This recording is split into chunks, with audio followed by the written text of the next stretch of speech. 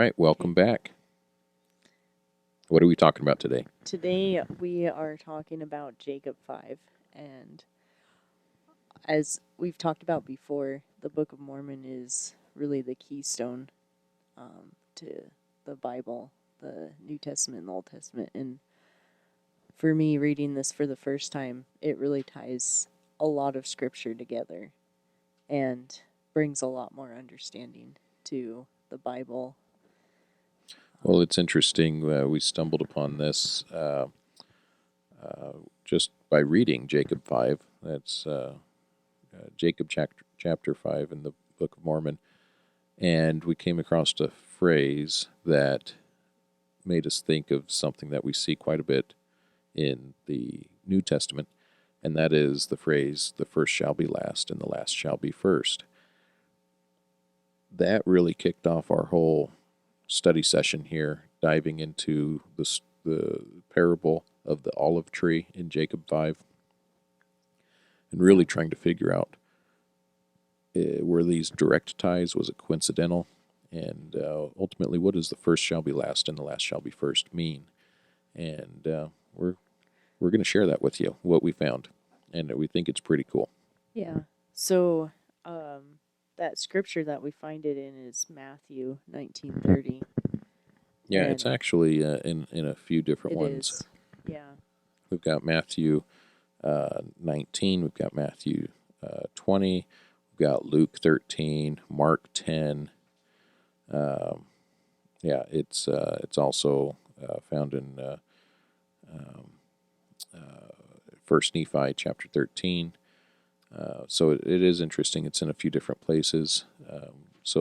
Matthew chapter 19. I had a couple from Isaiah as well that kind of reference that similar things to Jacob 5 that kind of, I guess, pull it back to Jacob 5. In Matthew 19, verse 30, I believe that's the last verse of the scripture. Mm-hmm. Let's see. It says, "Behold, but excuse me, I need my correct glasses here. But many that are first shall be last, and last shall be first." Matthew chapter 20. So the last shall be first, and the first for many be called, but few chosen. And it's an interesting chapter 20, Matthew chapter 20. Excuse me, I keep wanting to yawn. Matthew chapter 20, that I believe is the parable of the workers in the vineyard, that's the owner of the vineyard. Yes. Hires laborers. Yep. And he hires them at different times a day, and for a penny. And the owner also hires laborers at the 11th hour for a penny. And when they all show up at the end of the day to get paid, the laborers that have been working all day long, they take offense that the laborers that had only been there for an hour, they're getting paid the same. And that's how the parable ends in chapter 20, is with that phrase. Chapter 20, verse 15. Mm-hmm. Is it not lawful for me to do what I will with mine own? Is thine eye evil because I am good? Verse 16. So the last shall be first, and the first last, for many be called, but few chosen. We've got Luke chapter 13, verse 30. And behold, there are last which shall be first, and a first which shall be last. Mark chapter 10. But many that are first shall be last, and the last first. So we see this quite a bit. It's in 3 different books in the New Testament, and there could be other references that we did not find. But what does it mean? And this is where, like Nikki said, the Book of Mormon being a keystone, it unlocks things. I think we found what Jesus and the disciples are referring to when they say the last shall be first and the first shall be last. Yeah, because reading that, when I first going through the Bible and reading that phrase, it's like, what does that even mean? What the heck is that? And as when we found Jacob 5, or rereading it for some of us and Yeah. reading it for the first time, it was like a light bulb went off. It's like, this is what these phrases are meaning. And Jesus, throughout the Bible, he quotes other prophets. So, in a way, this is him quoting Zenos, the prophet. And just like with the Tola, if you know what it is, like if you know, you know. So, referencing the bug, everybody knows what that meant. When we're referencing the first shall be last and last shall be first, everybody knew what that meant, and they're pulling up this parable in their head of, oh yeah, this is the vineyard that Zenos was talking about in his parable in Jacob 5. Yep. It looks like it's a callback phrase that references the greater parable, and greater as in the full parable in Jacob 5. And we're going to go over that. Yeah. When I've read first shall be last and last shall be first, what I think of is the winners will be losers, the losers will be winners, and the order of things will be turned upside down. And I never quite figured out what that means. How do you apply that in your life? What does it actually mean? And some of the context for that, how it gets, I guess, interpreted, because there's a lot of commentary on that phrase. First shall be last, and the last shall be first. Yeah. What it looks like, if we go to like 1 Samuel chapter 2, which is also very similar to Psalms chapter 113. Of course, this is Old Testament stuff. I'll read this real quick. 1 Samuel chapter 2, verses 7 and 8. The Lord maketh poor, he maketh rich, he bringeth low, he lifteth up. He raiseth up the poor out of the dust, and lifteth up the beggar from the dunghill, to set them among the princes, and to make them inherit the throne of glory.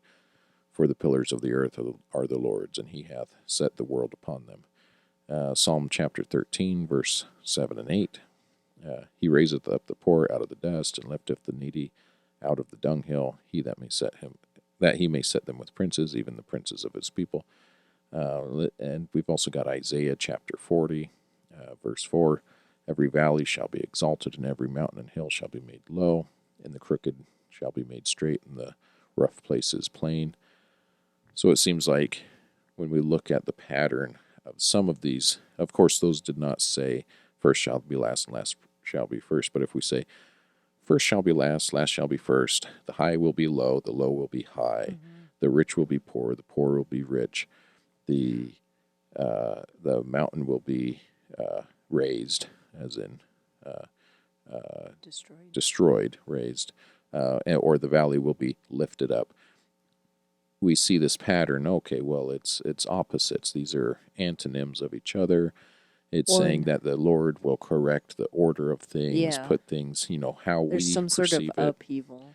It'll be upheaval. What's high will be low. Left will be right. Things will be reversed. And maybe that's a play on our understandings, because, of course, the ancient Hebrews, they loved puns. They were very, very poetic, and they enjoyed writing things that had multiple meanings. And we see that all over the scriptures. Yeah. So it's not a stretch to look at the first shall be the last, and the last shall be first in any of the scriptures and think, well, we're just talking about the hierarchy of things and the order of things, and how it will be reversed and corrected, or whatever it is. That's as far as I ever got in my studies of it. Yeah. Until I read Jacob 5 a few months ago with Nikki. Completely blew my mind. Changed my thinking, because that's not what this is. And I think this is just like Job, on our first episode we did on the Tola. I think this is not a correcting of hierarchy. I think it can be read that way. I don't think that's necessarily wrong, but I think what Jesus did, and the disciples quoted Jesus and were copying his parables, I think what Jesus was doing was calling back and referencing an older prophet's, a previous prophet's parable. And we're going to explain that. So Yeah, take it away, definitely. Nikki. Well, so Jacob 5, so just a little, I guess, trivia. It's the longest chapter in the Book of Mormon, which I thought was really interesting. That's interesting. How many verses? I believe 77 verses. I don't know. Yeah, I'm pretty sure it's 77. I'll look it up. But yeah, so it is the longest chapter, Jacob 5, in the Book of Mormon. It's basically an parable about taming wild olive trees, and it's attributed to the prophet Zenos. So it's basically the setup. So this master of the vineyard, he notices his tame olive tree is decaying. He prunes it, digs around it, nourishes it, hoping to save it. When it's struggling, he grafts branches from wild olive trees into the tame tree and removes its natural branches and transplants them elsewhere.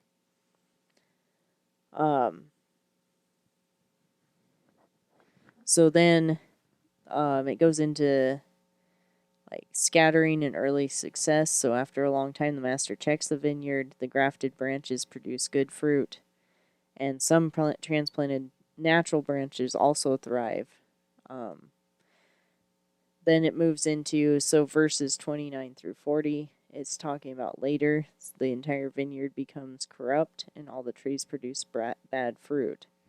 And then in the final effort, verses 41 through 76, there's the loss. The master makes a final attempt to save the vineyard, and he grafts the natural branches back into the tame tree and prunes away the wild ones. So he's laboring with his servants until good fruit returns, and that's when it ends with the vision of the vineyard flourishing. So it's getting rid of that evil. This is probably one of the most boring chapters in all of Scripture. It's very repetitive. It's very long, and these are long verses as well. Mm-hmm. And it just goes on, and it's just talking about these trees, and oh my gosh, if you're not really interested in reading it, put it on audio. It goes so much faster. You don't get lost. Your eyes don't get dissolved into the words there. I found it really interesting because it was like. Did you listen to it or did you read it? Both. Yeah.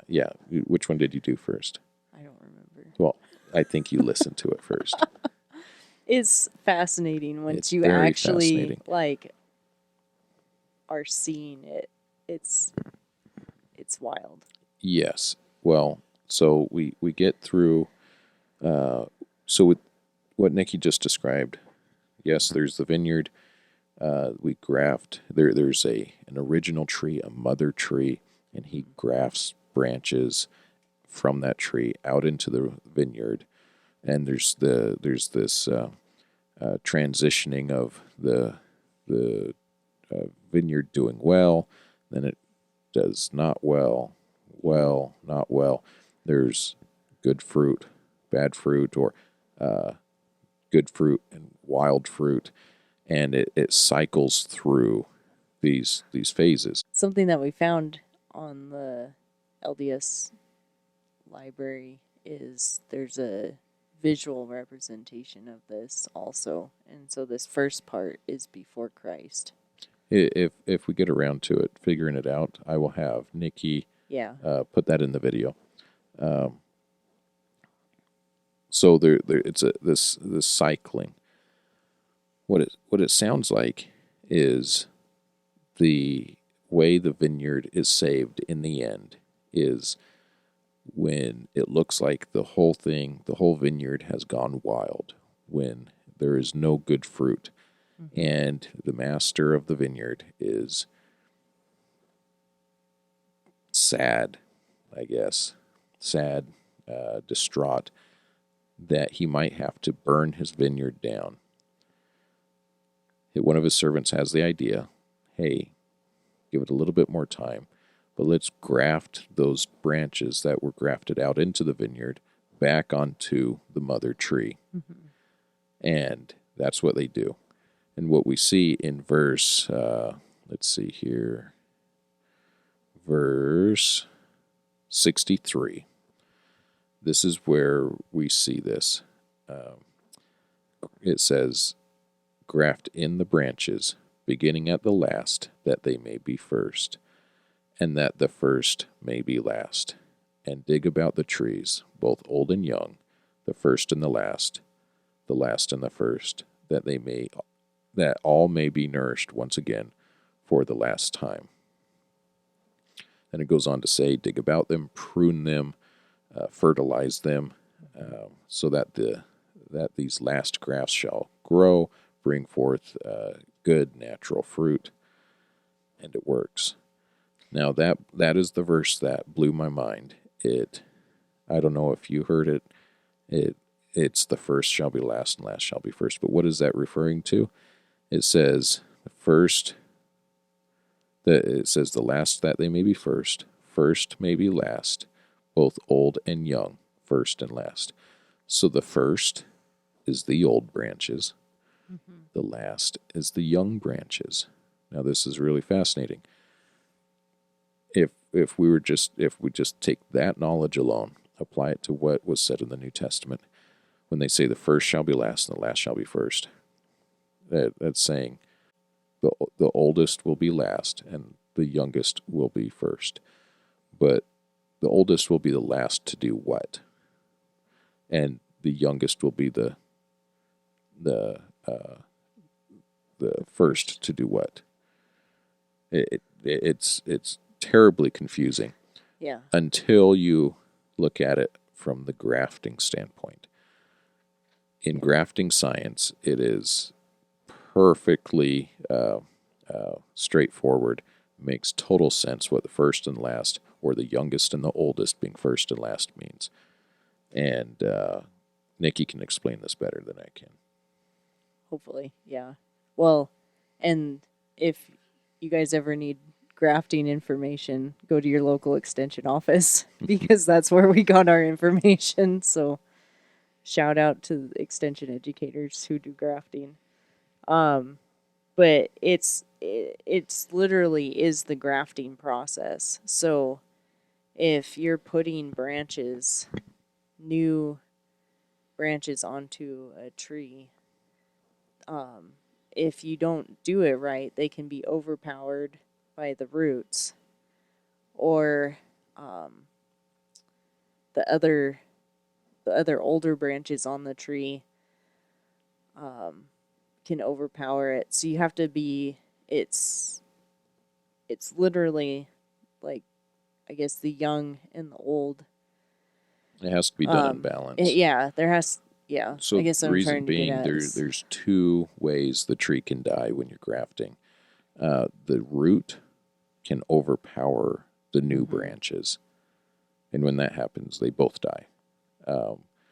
But your branches that you graft onto the tree, those can overpower the root, and then the tree dies. Yeah. So it has to be a balance between the roots and the branches. Totally fascinating. And I've never grafted a tree, so I have no idea how that looks in practical application. But that's exactly what it's talking about. Mm-hmm. The first, meaning the old branches, will be the first to be pruned. Yeah.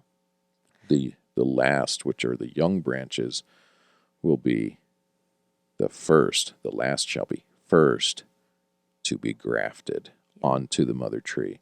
So, and that's why this is a great callback, because it means absolutely nothing if you don't know the parable of the olive vineyard. I don't think that's exactly correct, but the olive vineyard, as it describes it in the scripture, by the prophet Zenos. Mm-hmm. The first shall be last, meaning the first, the oldest branches will be the first to be pruned and the youngest shall be the last. Or excuse me, the last, meaning the youngest, the last will be first to be grafted. And we see this if we look at verses 64 and 65. So in 63 it says how they're going to do the grafting, the old and the young, first and the last. In 64, the last half, it says, and if it be so that these last grafts shall grow and bring forth the natural fruit, then shall ye prepare the way for them that they may grow. Verse 65, and as they begin to grow, ye shall clear away the branches which bring forth bitter fruit, according to the strength of the good and the size thereof. And ye shall not clear away the bad thereof all at once, lest the roots thereof shall be too strong for the graft, and the graft thereof shall perish. So I had to read that quite a few times, and it made way more sense once I learned about the grafting science. Yeah. As you graft in these new branches, you will prune the bad branches, but you must do it in balance according to the size of the branches, so that the roots are not overpowered, and the root does not do the overpowering. You have to do it in Because it balance, yeah, in it'll equal yield bad succession. fruits or good fruits. Like it really is the balance. Well, of not it. even just the fruit that it yields, because Yeah. they're pruning the bad fruit. Yeah. But why don't you just cut off all the bad branches all at once? Well, then those young or the last good fruit-bearing branches you grafted onto it, your roots overpower it. Yeah, and then they can't handle. Why don't you they just die graft then. on? Well, then why don't you just graft on all the new the good branches all at once? Then it overpowers the roots. Yeah. Things have to be done in order, have to be And timely, balance. has to be balanced. We just read scripture about that too. The order and balance of things. We did. D&C 29. Let me look it up. 28. I'll look it up. Yeah. So something else that I found with this is that so you're going through these phases, and so something that ties into this, which I found today, is that there's 6 years of pruning in normal. I guess during that time, that was the normal thing, was 6 years of pruning, and then the 7th year would be a day of rest. So I thought that was really interesting because it there's this pattern and a cycle with these vineyards. It's a pause, almost like a pause during the Sabbath. So this would be their cycle of things. And I think this kind of ties in with Jacob 5, because the first part, verse 1 through 14, is before Christ. Verse 15 through 28 is during the time of Christ. Verse 29 through 40 is apostasy. And then that final effort at the end that Ethan was just talking about is the restoration. Let's see. I'm searching them.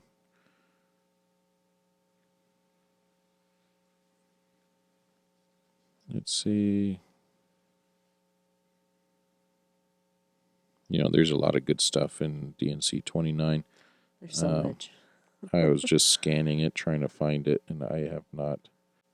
But it is just totally fascinating how that perplexing phrase, "first shall be last, last shall be first," gets completely transformed here in this very boring chapter about olive trees and pruning, and this guy that's trying to save his vineyard. What came to mind, and this is why I love listening to the scriptures, It really allows things to flow in my imagination, in my brain. I couldn't help but think of all the different types of churches in our history that have come and gone, some that are still here. In the scriptures, the phrase, "Ye shall know them by their fruits," is a huge phrase. Yeah. That's how we're to judge things. In the beginning of this parable in Jacob 5, he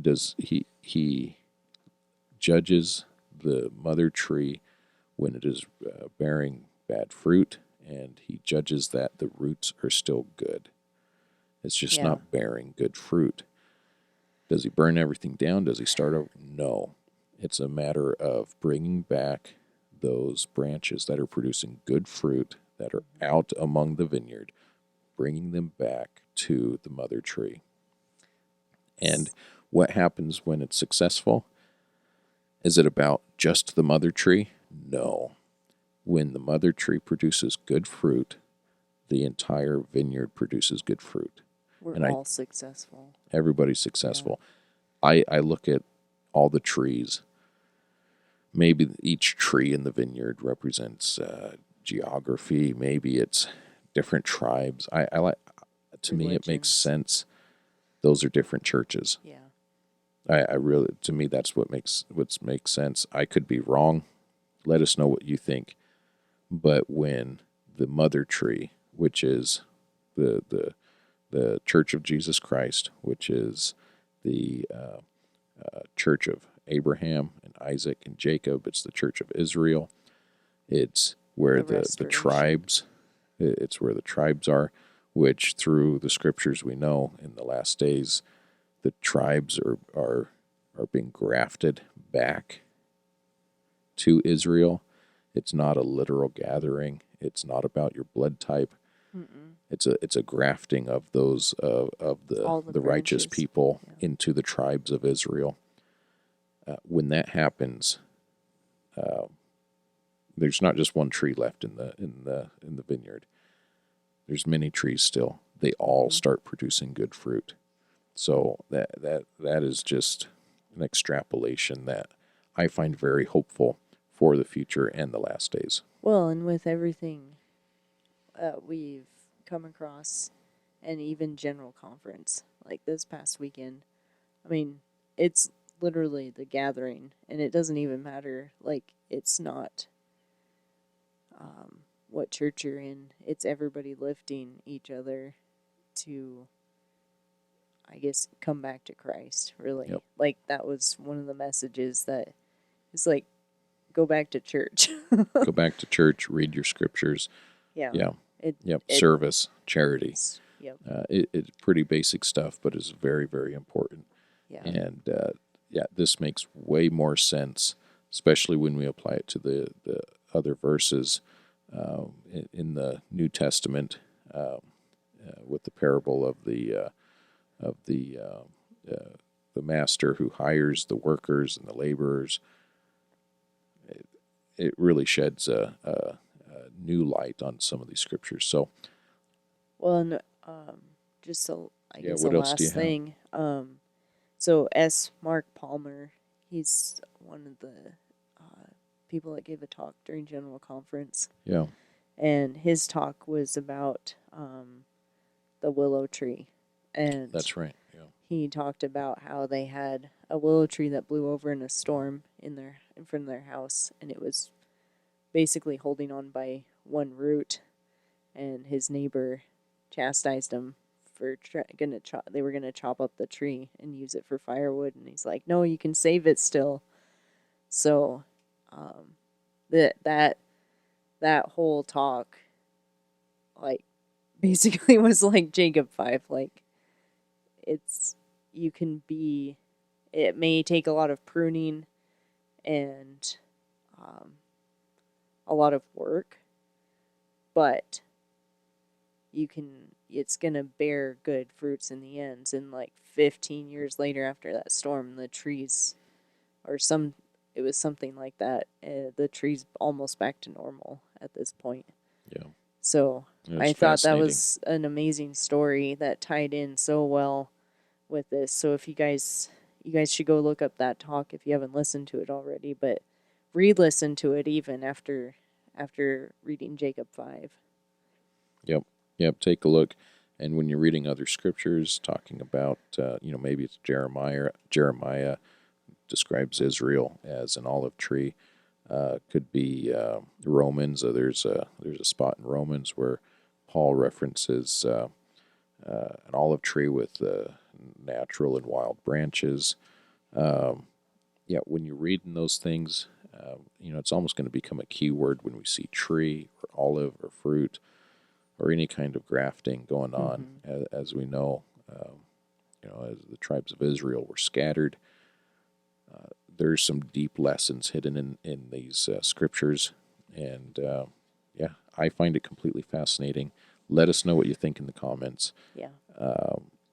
Especially if you find greater references or examples that we missed, because this is definitely not an all-inclusive list that we went through.